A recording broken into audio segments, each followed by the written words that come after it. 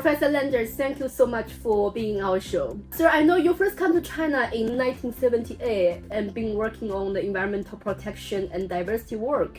So from your field of expertise, how would you evaluate the development of environmental protection in China?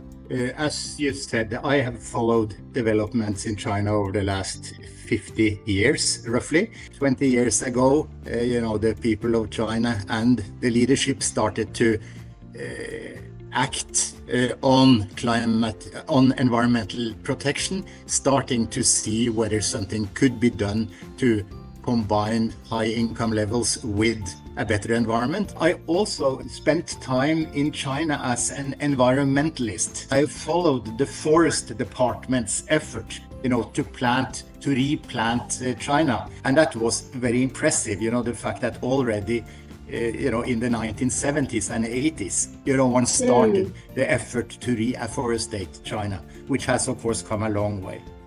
And then finally, the interesting thing is, of course, President Xi's view on green mountains are mountains of gold. Very recent effort, to try to protect the natural heritage of China. Well, the Blue Book on Climate Change in China 2024 was just released. It's showing a steady increase of vegetation cover and the trend for greening in China.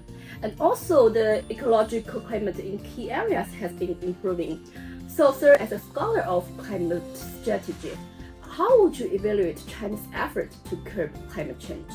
First of all, the decision to limit the size of the Chinese population, which was an absolutely necessary policy. The second thing which is interesting is that the idea of harmonious society, the political goal of harmonious society, harmony between man and nature, emerged already, in the early 2000s, 20 years ago, and has been very forward-looking, impressive. Critics would say that they should have moved much faster, and it may be that they could have, but on the other hand, as I said before, they always have to balance between increasing the purchasing power of the people and spending money on intangible benefits like a good environment. And so this balance, I think, has been struck relatively well.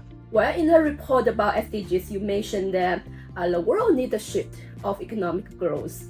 And currently, China is working on the green transitions in the economic growth and the whole society. So, what opportunities do you think China will create in this process? What China needs to do is to change its goal for economic development from being maximum growth in GDP to being growth in well-being, in the happiness of all people. And this means that in addition to increasing income, one must also make sure that the environment is good, that there are social services, that there is security, that the income differences are not so big. This shift, from quantity to quality, which the leadership has been speaking about for a long time and is going on, needs to be accelerated. And the best example is, of course, the climate change, where the need is to shift from more energy to more clean energy. And since the clean energy, the windmills and the solar panels and the nuclear reactors, are much more expensive than what it is replacing, exactly. It means that people will have to work hard to get a cleaner environment without getting additional consumer goods and services.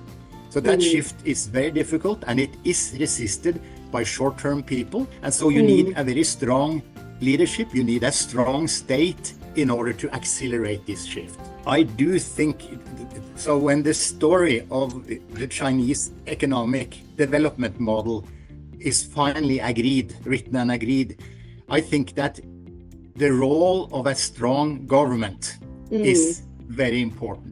In recent years, China has vigorously developed the new energy vehicle industries. And the production and the sales volume of new energy vehicles in China has ranked number 1 in the world for 9 consecutive years. So, do you think the booming of this industry can stimulate the vitality of Chinese market?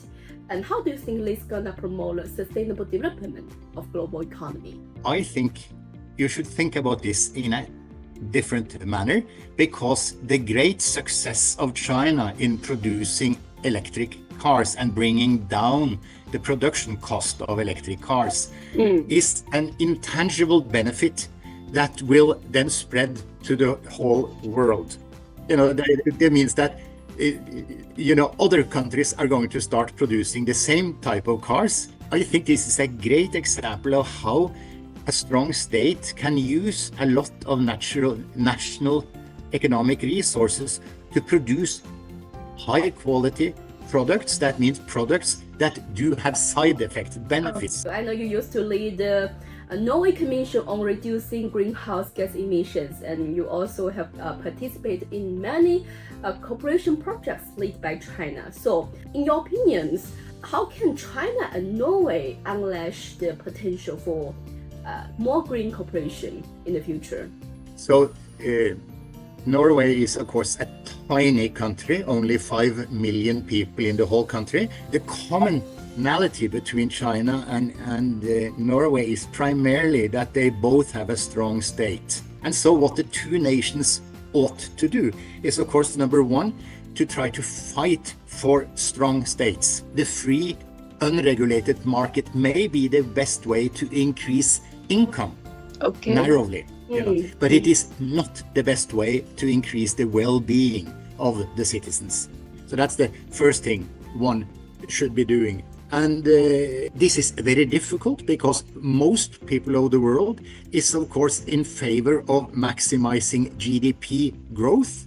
This is because this leads to short-term benefits. A totally free market economy may be very helpful when you're very poor and when you want to start development from the agricultural society. But once you are as advanced as China is at this point in time, one ought to start to govern the economy, manage the economy, and that it's the state that then needs to make sure that collective goods and services are provided to people, not only, the output of the free market. Thank you so much for sharing, sir.